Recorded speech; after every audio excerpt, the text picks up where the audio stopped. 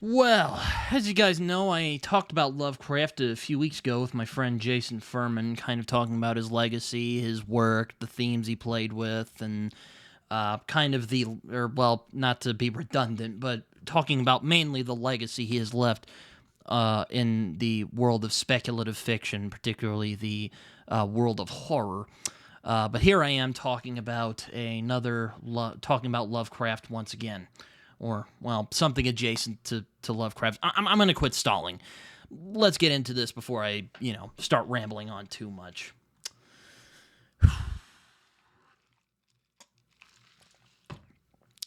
Let's go. Hello, everyone. Britton here, also known as Some Okie Dude, and today I am covering a book from one of my favorite contemporary horror authors, and that is Victor LaValle's The Ballad of Black Tom. This was actually the first book of his that I read, and it is a retelling of one of H.P. Lovecraft's one of his most egregiously xenophobic stories, The Horror at Red Hook. Except from this time, it's told from the perspective of a black man. I suppose I should get into this. It is often discussed how we should deal with artists who we love, who prove to be problematic, as so many people like to say. To be honest, I'm kind of sick of that term. I don't want to get into that. Rather it be the myopic, bigoted views of viewing the world like J.K. Rowling, or abuse allegations like with Warren Ellis, Kevin Spacey, or most recently, and one that hurts me particularly, Neil Gaiman. I even made a whole video talking about the subject. If you want to check that out, I'll link that down below alongside the conversation I had with Jason. But that's not what I'm here to talk about today. What I am trying to say here, though, is that I do empathize with Victor LaValle in the way where we love an artist's work so much, it affects us in such a way, it moves us in such a way that many other pieces of art just can't, and yet we can't escape the fact that there's this uglier, unpleasant side that often rears its head, even when we're enjoying said artist. And that's where I suppose we should get into the Ballad of Black Tom. As I said in my conversation about his legacy with Jason, Howard Phillips Lovecraft has become somewhat of a contentious figure in the world of speculative fiction. While his brand of cosmic horror has become iconic, many people have taken issue with Lovecraft's avowed racism, and understandably so. I mean, it was pretty bad. It was pretty excessive even by the standards of his time. He even alienated a few good friends of his, and eventually his wife, because he was a racist. But again, I'm not going to get into that. I'm kind of, as I said in my Lovecraft video, I don't really want to talk about it too much. But I'll mention those things. Victor LaValle, as a black man who enjoys Lovecraft, has faced some conflict, I imagine, about loving Lovecraft's work while acknowledging the guy probably would have hated him based on his skin color. Or, well, maybe not hate him. I would say Lovecraft's racism, from what I've read about it, came more from fear, but it's not okay. I hope you get what I'm saying. Let me move on. I won't speak too much on it, considering that, well, I'm a white guy. But I can understand how that can definitely be awkward to deal with, using my basic common sense. It's like if, I read a book by Elijah Muhammad. It would be an awkward experience for sure. He doesn't really like people like me. With the Ballad of Black Tom, though, we see LaValle take one of Lovecraft's most egregiously xenophobic tales, The Horror at Red Hook, and gives it new life. The Ballad of Black Tom could have easily turned into a didactic screed about how racism is bad and Lovecraft is bad because he's a racist and all of that. But it's real clear that LaValle is a much cleverer writer than that, and he is angry for sure, and he's not afraid to show it. But he never attempts to shame Lovecraft or attempt to say he's somehow morally superior than him.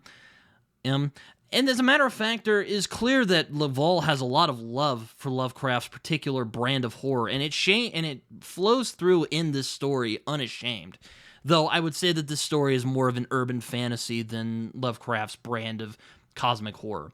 Though I guess if you could say that Lovecraft's The Horror at Red Hook was a prerequisite for urban fantasy as we know it today. Okay. He also contends with some of the uglier parts of Lovecraft's work too, except this time we see it from the side of the people he so feared. Unlike Lovecraft's ambling, verbose style, LaValle writes with precision, and he never outstays his welcome. All the themes and ideas LaValle plays with here aren't wasted, and there isn't too much time for angst. I mean, there is a little bit of angst with the main character, but there's not too much of it. It makes sense considering that this is a pulp story at heart. It's more of an urban fantasy, as I said before, more than Lovecraft's brand of cosmic horror, but LaValle does subtly imbue Lovecraft's mythos and the idea of man's insignificance to the cosmos without losing track of the story, of course.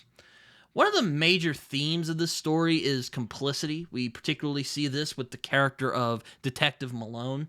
While we see the more casual and vicious racism from the thuggish cop Howard, nice little nod from LaValle there, Malone's indifference is shown to be just as bad, perhaps even worse than Howard's more crude brutality. The banality of evil comes into play here once more. Malone isn't a particularly vicious or malicious individual, but he allows viciousness and malignancy to reign on people who are considered lesser than him, just because he can't be bothered to step in and try to stop it. While this theme is explored well, I do think it would have been nice if we had gotten a little bit more characterization on Malone's part. To use an example, the book Tender is the Flesh really explored the concept of the banality of evil and really got into the psychology of someone who is complicit in something that is evil, which is the slaughtering and slaughter and use of meat of human beings.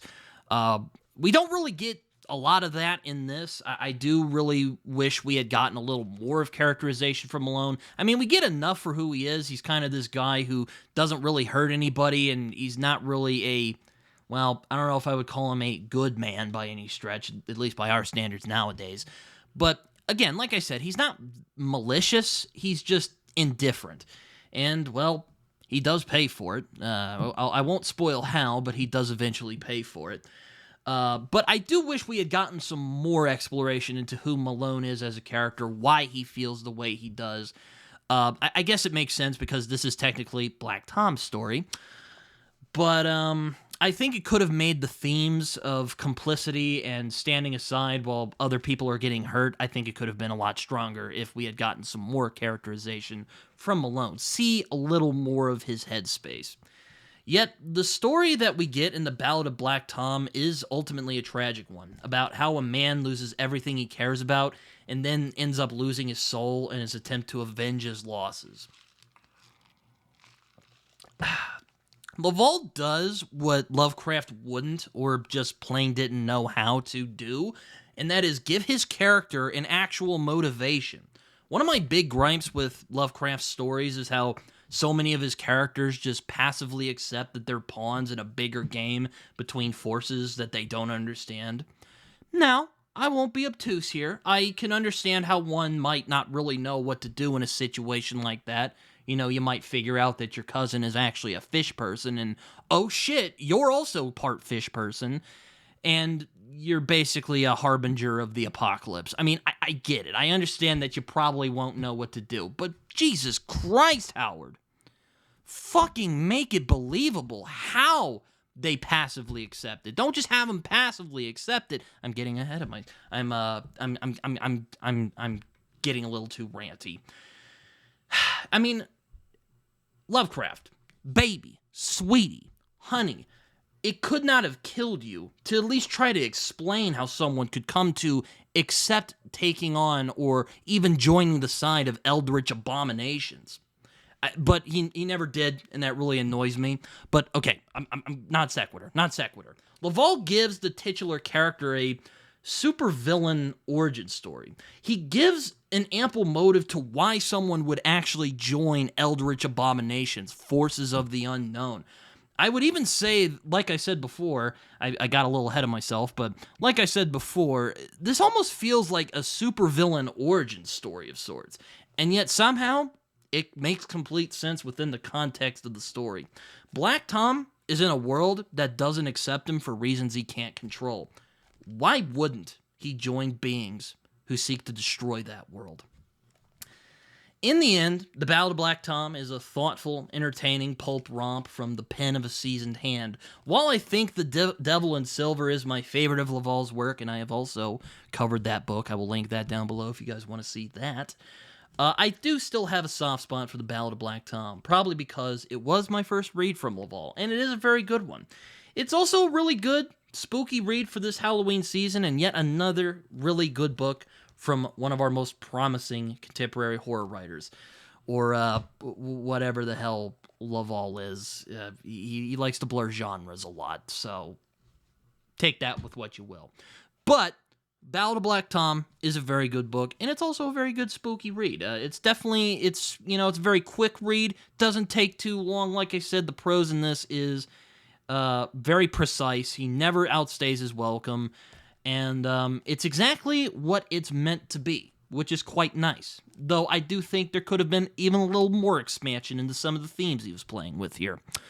But, alas, we cannot always get what we want. Ballad of Black Tom, though, really good book. Check it out. It's really good. Also, if you're a fan of Lovecraft, check it out. It's a nice little remix of his mythology, though I don't come in expecting it to be a Lovecraftian pastiche, because it's definitely not that. Jason. Anyway, I hope you guys enjoyed this video. As I like to say, like, comment, subscribe, do all that stuff. You can find me on Twitter. You can also find me on Goodreads and Letterboxd, where I write reviews that are probably more coherent than the one you just heard right now. You can also find me on Instagram and Blue Sky, even though I barely use Blue Sky. So yeah, you don't have to go on Blue Sky and follow me. I don't really use Blue Sky all that much. I'm more on Twitter and Instagram and Goodreads and Letterboxd. But I digress. Like, subscribe, comment, as I like to say. As my friend John Minton likes to say, it feels good when you do it. So, yeah, good video. I enjoyed it. And go read Ballad of Black Tom. It's a really good book. Victor LaValle, very good writer. Though I do like The Devil in Silver a lot more, considering where I'm at right now with what I've read from Victor LaValle. But anyway, spooky season continues on. See you guys later. Bye-bye.